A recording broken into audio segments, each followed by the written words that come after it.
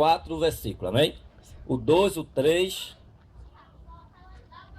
o 4,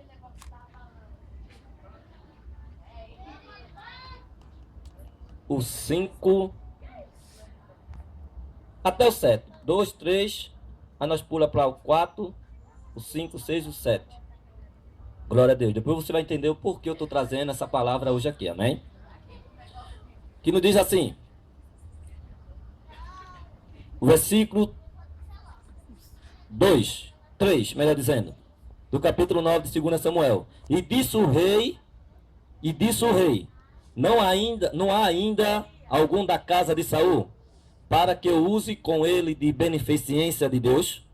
Então disse Ziba ao rei, ainda há um, filho de Jonatã, aleijado de ambos os pés. E disse o rei, onde está? Disse-lhe Ziba ao rei, eis que está em casa de Maquim, filho de Amiel, em Lodebar. Então mandou o rei Davi e tomou da casa de Maquim, filho de Amiel, de Lodebar. E vindo Mefibosete, filho de Jonatã, filho de Saul, a Davi se prostrou com o rosto em terra e se inclinou. E disse Davi, Mefibosete, ele disse, eis aqui teu servo. E disse-lhe Davi, não tema, porque de certo usarei contigo de beneficência por amor de Jonatã, teu pai, e te restituirei todas as terras de Saul, teu pai, e tu de contínuo comerás pão à minha mesa. Quantos podem dizer amém? Amém. Poder sentar em nome de Jesus?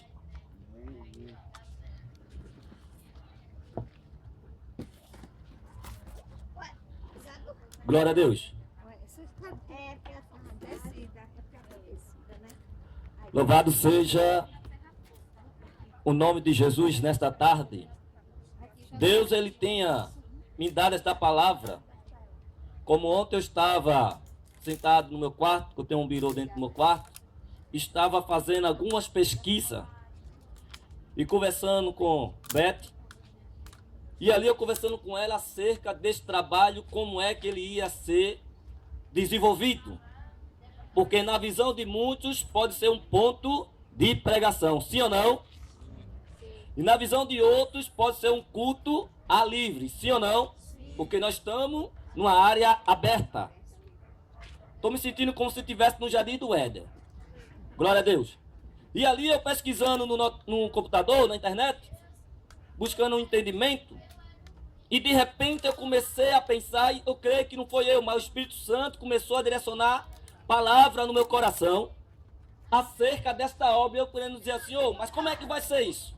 Quando as pessoas vierem, quando a gente fizer o convite, eles vão perguntar, que culto é esse que você está fazendo? E ali na mesma hora, conversando com Beto, e o Espírito Santo na mesma hora colocou no meu coração dizendo, este culto é um projeto missionário, com o nome do título desse projeto é Mefibosete. Diga comigo, Mefibosete. E Deus dizia no meu coração que é um projeto Mefibosete. Que projeto seria esse, irmão? E que tipo de culto é esse que está sendo realizado aqui nesta área? Louvado seja o nome do Senhor. Talvez aquele que nos conhece muitas vezes não sabe a minha tua história. E muitas vezes quer me medir pela aparência, sem saber a minha vida, sem saber como é a tua vida. E quando Deus falou com isso ali dentro do meu quarto, do meu coração, a palavra que Deus me direcionou foi a história de Mefibosete. E eu, como já tinha estudado algumas coisas acerca deste homem chamado Mefibosete, a palavra Mefibosete significa destruição desoladora. E eu comecei a meditar com o Senhor, dizendo, Beth, Deus está me dando algo aqui interessante. Por que Mefibosete? Como nós conhecemos a história, e a Bíblia fala que a história deste homem foi uma história terrível, foi uma história que foi cometida de tragédia. tragédia, de morte e de perca. E este homem, a qual a Bíblia fala, quando ele tinha 5 anos de idade, a sua babá estava cuidando dele na sua casa, mas o seu pai estava na peleja, o seu avô também estava na peleja, e de repente agora os dois vão ser mortos, e vai chegar agora a notícia na sua casa, dizendo que seu avô foi morto, e dizendo que seu pai foi morto. Houve um alvoroço agora na cidade, e mediante aquele alvoroço, a sua babá que estava cuidando dele, ela pegou ele para fugir, porque o povo de Israel, ele foi derrotado na peleja, e o inimigo ia vir para a cidade, para se apossar da cidade, e tudo aquilo que ele encontrava, eles tomavam posse, e de repente agora, a sua babá pega ele, e vai passar pela porta correndo, e quando passa na porta, ela vai tropeçar, e quando ela tropeça, ela solta ele, e ele quebra as 2 pernas. Glória a Deus. E ele ali quebrou as 2 pernas quando ele cai. E a Bíblia agora vai narrar a sua história agora. Fala que ele quebrou as pernas. E agora ele vai ser levado para uma terra chamada Lodebar. A Bíblia fala que ele foi levado. E agora ele vai agora viver uma vida muito diferente da qual ele vivia. E eu começo a estudar a história de Mefibosete. E eu classifiquei 3 percas que aconteceu na vida de Mefibosete. E a primeira perca na vida deste homem, ele perdeu as suas terras. E quando se fala de terra, está falando de posse, está falando de herança, está falando de algo de valor. Ele perdeu a sua terra. Ele agora está vivendo numa terra que não é dele. Ele agora está vivendo numa condição a qual não era dele. Ele é filho de rei. Ele tinha posição real, ele tinha uma posição na sua casa, sua família, mas porém agora está vivendo uma desgraça, e todos agora que vê ele está vivendo em Lodebar, ele está esquecido, ninguém se lembra mais dele, ninguém se lembra da família dele, a sua casa foi acometida de uma tragédia, mas será que ainda tem jeito? Aleluia, aleluia, Jesus, glória a Deus. E quando Deus me levou esse texto para ser refletido desta forma, ele perdeu sua terra. A primeira coisa que vem na nossa mente também é a história da mulher da Sunamita. Quando veio a fome da terra, ela saiu da sua terra, mas depois de certo tempo, ela voltou para sua terra. E quando ela voltou para sua terra, ela vai ao rei agora pedir os direitos da sua terra, porque a terra é dela. Mas também eu quero dizer nesta tarde que o direito é teu, e alguém está segurando, alguém está querendo deter o teu direito, mas o rei está lá, o rei está observando, e ele vai julgar os teus direitos. Mas você precisa pedir os seus direitos, porque Deus vai te dar essa vitória. E a Bíblia diz que a Bíblia fala que Eliseu estava falando com o rei, e de repente contando a história da Sunamita. A terra agora estava ficando próspera, mas só que ela tinha saído da sua terra, ela abandonou a sua casa, ela perdeu o seu direito porque estava fora. Mas de repente agora chegou uma notícia: olha, a terra começou a produzir, a terra está abençoada, e todos aqueles que têm direito está tomando posse. E se está tomando posse, eu também tenho direito, você também tem direito, e se você tem direito, você vai receber. E de repente agora aquela mulher vai pedir ao rei o direito da sua terra. E o que me chama a atenção nesse texto, varão, é quando ela vai pedir ao rei, o rei está conversando com Geazi, e de repente Geazi começa a dizer para o rei a história dela e do filho dela, como Eliseu fez o seu filho ressuscitar. E de repente o rei falando com Eliseu, Eliseu dizendo como foi, de repente ela se apresenta, e quando ela se apresenta, eu creio que ela interrompe a conversa, e ela se apresenta: oh meu rei. E quando Geazi olha, o rei pergunta: o que é que você quer? A Geazi diz: oh meu rei, aquela história que eu estava falando contigo, é esta mulher, é o seu filho, foi esta mulher que Deus operou um milagre, e ela está aqui na tua presença. Deus coloca uma palavra agora no meu coração nesse texto. Eita, meu Deus do céu. Isso é só para quem crê. A Bíblia diz, Jeremias capítulo 5, versículo 5, Deus disse na sua palavra, eu irei aos grandes e falarei com ele ao teu respeito. Porque que alguém vai interceder por você, alguém vai pedir teu direito por você, alguém vai chegar ao grande, porque nós somos pequenos, mas nós estamos servindo a um grande, que tem o poder de se apresentar e reivindicar o meu e o teu direito. Tu crê nisso? Meu Deus do céu. Irei aos grandes e falarei com ele ao teu respeito. Vem aqui comigo na visão. Imagina Geazi, o rei. É como se eu e o varão aqui. Eu sou Geazi, o varão é o rei. E eu estou conversando aqui, o varão diz, meu irmão, tu não é servo de Eliseu? É, meu rei, eu sou servo de Eliseu. Me conta a história de Eliseu aí, como foi a operação de milagre dele. E de repente agora o rei diz, Geazi diz, rei, tá lembrado de uma história de uma mulher aqui na tua terra? Tem uma mulher que o filho dela morreu de repente assim, mas essa mulher ela não tinha filho. De repente Eliseu foi lá, porque todo dia quando ele ia fazer a obra, ele passava na frente da casa dela. E ela estava observando com seu marido, rei. E de repente agora Eliseu passava e ela assim disse, eu vejo que esse homem é um verdadeiro homem de Deus. Porque homem de Deus, ele começa a chamar a atenção. Homem de Deus, ele tem potência. Homem de Deus, ele tem identificação. Porque a Bíblia fala que o Espírito do Senhor habita em mim e habita em você. Aonde você passa, que tem o Espírito de Deus, ele decide quem são de Deus. Aleluia, glória a Deus, é verdade. Álvaro até falou uma coisa aqui interessante. Vou terminar que a gente vai encerrar. Álvaro falou uma coisa aqui bem interessante. Muitos querem, muitos vão vir, mas a Bíblia dá o discernimento de espírito para quem são e quem não são. Fica embaraçado quem quiser. Ou não? Aí tá lá, Geazi é rei. Eliseu passava todo dia na porta dela e ela observou que ele era um homem de Deus, era um homem íntegro, era um homem que não gostava de estar falando da vida de ninguém. Ele só procurava ajudar quem estava precisando de ajuda. E o propósito desta obra chamada Projeto Mefibosete é para ajudar quem está precisando de ajuda. Se alguém te rejeita, não te preocupa não, a gente te aceita. Se alguém não te visita, não te preocupa não, a gente vai te visitar. Se alguém não se preocupa com o teu problema, não te preocupa não, Jesus nos manda orar pelo teu problema. É, rei. É, meu marido, acho que esse homem é um verdadeiro homem de Deus. Mas como a gente observou a vida dele, ele não tem casa, ele fica por onde? Isso é mistério.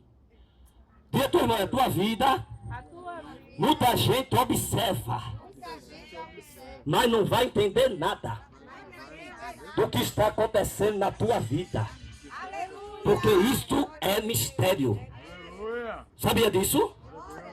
Porque alguém se preocupa com a tua vida para saber o que é que você está fazendo. E se vê você fazendo coisa errada, já vai fazer fofoca, já vai comentar a tua vida. Mas esquece uma coisa, ainda que eu erre, mas a Bíblia fala que eu tenho a presença do Espírito Santo. E a Bíblia fala, 1 João capítulo 2, versículo 1, se confessar o meu pecado, ele é fiel e justo para vos perdoar. Jesus disse, 1 João capítulo 2, versículo 1, fininho vos advirto para que não pequei. Mas se todavia alguém pecar, nós temos um advogado. Aí muitas vezes, porque Mefibosete errou, deixa ele ficar em Lodebar. Ele não precisa mais ter espaço aqui, tira ele desse espaço, tira ele dessa oportunidade, tira ele desse negócio. Pera aí, meu filho, ele ainda serve, porque aquele que chamou é fiel para levantar. Aí a mulher de Sunamita tá olhando pro marido dela falando, não, ele é um homem de Deus, porque a gente tá observando. A obra foi iniciada, mas já tem muita gente observando. Aleluia! Será que sai alguma coisa dali? Vem e vê. Quando alguém perguntar, tu diz, vamos lá ver para tu tirar tuas conclusões, depois tu fala. Mas não fala porque alguém não gosta não. Vai lá para tu ver se é ou não é o negócio. Aleluia, Jesus! Aí ela disse, vamos fazer um quarto para esse homem, porque toda vez que ele vier para nossa cidade, ele vai ter um lugar para ele ficar. Tu crê que Deus toca no coração de alguém para ajudar? Aleluia, eu creio. Por isso que eu estou convicto e firme na minhas convicções Eu não vou pedir nada. Deus toca no coração. Tu não estás vendo? Aí Deus vai tocar no coração. Quem não tem, Deus toca no coração de quem tem para trazer. Aí sabe como é o ministério que Deus faz para fazer a obra? E para abençoar a obra dele? Deus fala uma tempestade, chega lá, aí alguém ora, aí Deus abençoa e diz, ó, foi aquela oração que vocês oraram. Vocês estão precisando de alguma coisa naquele lugar? Deus disse, a minha obra precisa das vossas ajuda. Aleluia. E eu estava meditando as coisas de Deus como ela é mistério. Aí essa tsunamita disse, ó, quando ele vier, nós fazemos um quartinho e ele fica. Mas por que a intenção de ficar com este homem nesse quartinho? Por que abrir espaço para esse homem? Porque ela disse, porque eu vejo que ele é um homem de Deus. Ou não? Aleluia. Eu tenho um conceito comigo. Pouca gente conhece a minha vida, a não ser que eu fale. Por que um projeto missionário? Porque eu já fiz parte de um grupo de missionários. E antes de conhecer Beth, eu estava ligado a esse grupo para ir para a África, para Guiné-Bissau. E eu, quando eu estava em São Paulo, eu fui para a base de missões. Passei 4 dias e recebi um convite para ir para o Uruguai. Só não fui porque eu me achava ainda incapaz e precisava ainda de informações. E ali eu tive uma experiência, lá em Minas Gerais, num lugar chamado Santa Rita do Sapucaí. Um lugar totalmente idólatra. E um lugar aonde eu cheguei, ninguém conhecia Jesus. E quando a gente começou a evangelizar na rua, eu perguntava, você sabe quem é Jesus? Ela disse, quem é Jesus?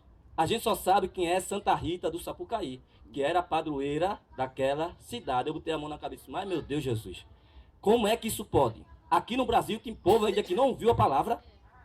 Eu achava que esse negócio é só na África, nos outros continentes, país da janela 1040. Mas no próprio país nosso, o Brasil, anda um país que tudo tem, eu achava que o evangelho já estava lá. E eu comecei a meditar. Se o povo aqui estão clamando para que alguém venha pregar, por que lá em Recife há tanta briga e disputa por causa de igreja? Aí Jesus me trouxe uma coisa, a consciência. Muitos fazem por aparência. E porque foi levado ao ensinamento de homem, como o varão trouxe um versículo aqui, a qual os fariseus levavam a doutrina a qual ele aprendeu com o homem, mas não a doutrina de Cristo, porque a doutrina de Cristo é salvar vida, resgatar vida, ajudar que está precisando, levantar que estão caídos, curar as feridas de que está enfermo. Jesus trabalha com vida, mas nós como ser humano entramos num contexto agora de achar que as vidas só podem ser aquela da minha igreja. Aí Jesus disse, quando ele voltar, ele vai encontrar fé na terra?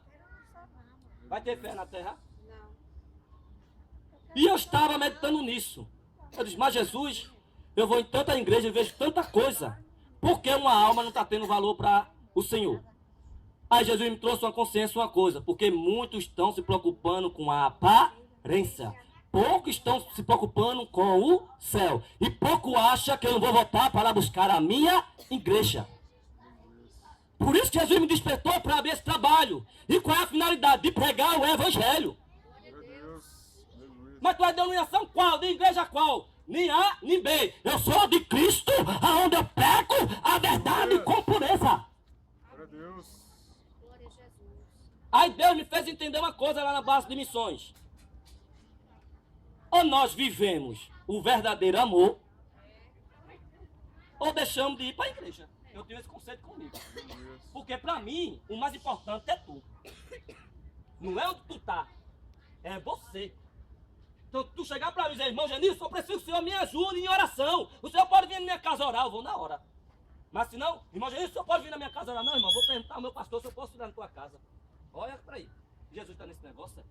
E Jesus tem dia e hora para ajudar? Jesus tem dia e hora para operar? Ele tem lugar específico para manifestar o seu poder e a sua glória? Tem ou não? Não, ele veio para a vida. Ele quer vida. O diabo veio matar, roubar, destruir. Jesus disse, eu vim trazer vida. Eu quero vida. Eu quero resgatar vida. Mas quem está disposto a deixar os seus preconceitos, abrir o seu coração e dizer, eu abraço a todos. Eita, a irmã daquela igreja. Essa irmã daquela igreja. A gente já não pode ficar em paz. Opa, o mesmo Espírito está aqui, não está aí, não é? Aquela pessoa Entendeu? É claro que todos nós temos falha. Somos imperfeitos. Temos problema. Temos dificuldade de relacionamento. Mas nós podemos crescer uma coisa. Ou eu sou de Deus, eu não sou. Se ele diz que eu tenho que te amar, eu tenho que te amar e deixar de hipocrisia. Sim ou não? Não é pela verdade? Aí a mulher deles, a tsunamita disse, este homem é homem de Deus, vamos deixar ele na nossa casa. Porque se ele ficar na nossa casa, ela se ligou no céu, a gente vai ser abençoado. E foi através dessa beneficência dela que ela teve um filho. Toda vez que ela ia, varão. Aí ela dizia, oxê. Vai pra onde? Não, a gente vai pra tal canto. Não, fica aqui, a gente preparou um lugar pra vocês. E Eliseu começou a se constranger com essa atitude dela. Aí de repente Eliseu dentro do quartinho com o seu servo, Eliseu, com o Geazi. Eliseu perguntou, olha, qual é a necessidade dessa mulher? Será que ela tem alguma coisa que ela precise? Porque ela era bem abastada. Aí Geazi disse, olha, se for questão de dinheiro, ela tem muito. Se for questão de prosperidade, ela tem terra. Aí Eliseu perguntar, mas vê se ela tem alguma necessidade, alguma coisa? Aí Geazi começou a observar e disse, peraí, ela não tem filho não, Eliseu. Por que tem não? Diga a ela que eu quero falar com ela.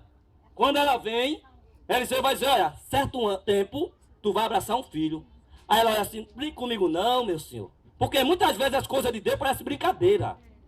Se Deus disser, eu vou fazer na tua vida, brinca não, Senhor. Ele está dizendo que vai fazer na tua vida, ele não está brincando não. Ele quer te abençoar, ele quer operar na tua vida, mas você precisa crer na palavra.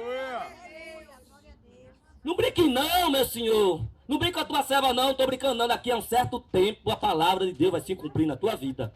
E qual vai ser a confirmação? Quando ela abraça o filho, a promessa foi de quem? A promessa foi de quem, filho? Foi de Deus ou não?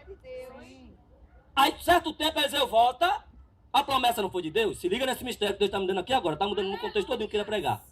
A promessa não foi de Deus? O filho não foi de Deus? Quando Eliseu volta lá para visitar um certo templo, a criança já está grande. E quando ele vai ver a criança, a mãe vai trabalhar e a criança vai, e de repente uma dor de cabeça do nada morre. Aí a mulher vai saber que Eliseu está lá na cidade e diz, o filho morreu, ela trancou a porta, deixou o filho morto e correu atrás do profeta. E quando chegou atrás do profeta, ela disse, o profeta cantou, é de paz a tua vinda, vai tudo bem com a tua casa, vai tudo bem. Mas o que é que está acontecendo? Ô meu senhor, por acaso eu pedi filho? Não estou entendendo. Eu lhe pedi algum filho, eu disse ao senhor que não brincasse comigo não. Mas o que aconteceu?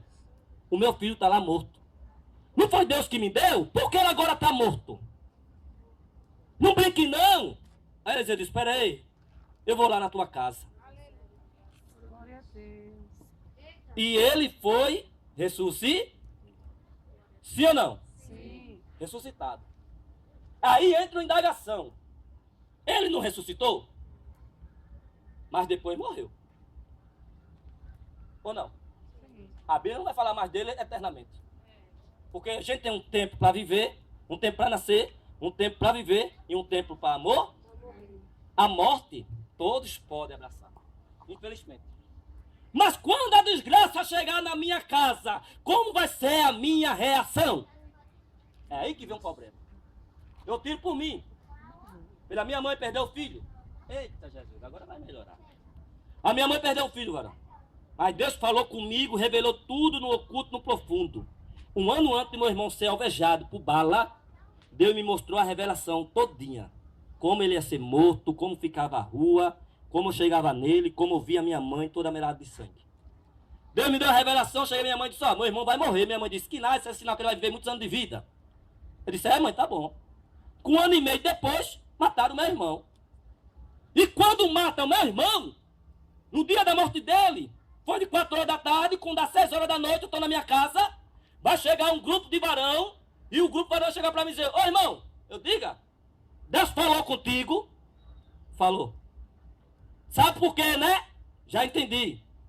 Meu irmão não foi salvo. Se perdeu. Mas Deus mandou um varão na minha casa para me perguntar, Deus falou contigo? Falou. Entendeu, né? Por quê? Porque o diabo estava colocando no coração para que eu fosse me vingar do meu irmão. Vê aqui, negócio. Meu irmão morre na quinta. Na sexta-feira, vai um grupo lá de matadores, que eu conhecia também, mas os caras não sabiam que era meu irmão que tinha sido morto. Quando descobriram, foram na minha casa, aí disseram, foi teu irmão? Foi? Eu disse, foi. Oxe, foi mesmo teu irmão? Eu disse, foi. Vai deixar pra lá? Eu disse, vou. Por quê? Porque Deus já falou comigo, a vida é dele, ele me permite. Não importa qual seja a circunstância da morte, mas Deus é que permite perdê-la ou resgatá-la. Ele tem o poder da vida, ele tem o poder da morte. Veja bem o mistério. Meu Deus do céu, mudou tudo aqui. Aí quando esse grupo, varão, veja bem, isso é sério. Quando esse grupo de matador chegou na minha casa, que era tudo amigo meu que me conhecia. Quando souberam que era meu irmão, foram lá. Aí chegaram na minha casa e disse, varão, não vai ficar assim não, morto teu irmão não, viu? A gente vai se vingar. Me diz o nome, o endereço, que a gente vai lá e vai matar tudo naquela casa. Pode ter criança, velho, não vai, pode... A gente vai matar tudo, a gente vai vingar a morte do teu irmão. Aí eu cheguei pra ele e disse, olha aí, presta atenção numa coisa. Eu sou crente e eu não quero que você faça nada não. Eu não estou mandando vocês fazer nada. Deus está no controle de tudo. Aleluia. Veja isso. E esse irmão, esse caba, afoito, doido pra derramar vida. Isso foi na quinta, meu irmão morre. Na sexta, é sepultado. E quando é no sábado, esse grupo, que estava tudo bebendo. Quando eles estavam bebendo, eles tinham uma rixa com outro grupo também de matadores. Quando eles estão bebendo, o outro grupo vai vir sobre eles, pegar eles tudo na traição e vai alvejar eles de bala. E esse que queria vingar a morte do meu irmão, ele vai sair crivado de bala. Vê, tá entendendo o mistério? Porque ele queria entrar numa coisa que Deus não queria. Se Deus permitiu, ele está no controle. E se ele está no controle, a destruição não vai entrar mais na tua vida. Porque ele vai estar com a mão estendida, mas ele permite para mostrar. Eu permito para poder entrar na tua casa. Meu Deus. Aleluia. Aleluia, Jesus. Meu irmão é sepultado. Quando está na hora do cemitério, no velório, vou chegar para minha mãe e digo, a senhora lembra, mãe, que eu disse à senhora que meu irmão ia morrer? Minha mãe olhando para ele, olha na sua cabeça. Eu disse, mãe, Jesus tem um plano nas vossas vidas. Por que a senhora não aceita Jesus? Ela disse, quero não. Eu disse, tá bom, mas a senhora sabe que Deus, ele é fiel. Deus mentiu? Não. Conforme ele me mostrou, aconteceu. Meu irmão está aqui, ó. E agora? Era a vontade de Deus isso? Não. Porque Deus não se agrada na morte. Deus, ele é vida. Que veio matar, roubar, destruir foi o dia. Então Deus não tem nada a ver quando a morte chega. É verdade. Vê que mistério é esse, varão? Deus não tem nada a ver quando a morte chega. É o diabo que está indo destruir a tua casa. Mas Jesus disse, mas eu vim para